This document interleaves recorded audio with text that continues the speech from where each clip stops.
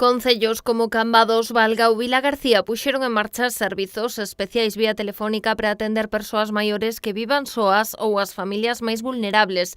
No caso Cambades, Protección Civil xa comezou a repartir paquetes de alimentos a máis de 50 familias inscritas no programa do Concello.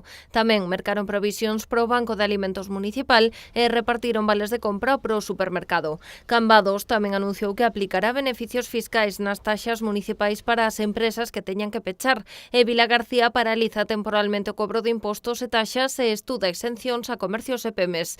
En Sanxenxo estáse a preparar un paquete de medidas para frear o impacto económico. O Concello conxelará investimentos por valor de case 2 millóns de euros, que reorientarán o apoio dos sectores máis afectados pola crise, como autónomos e pemes.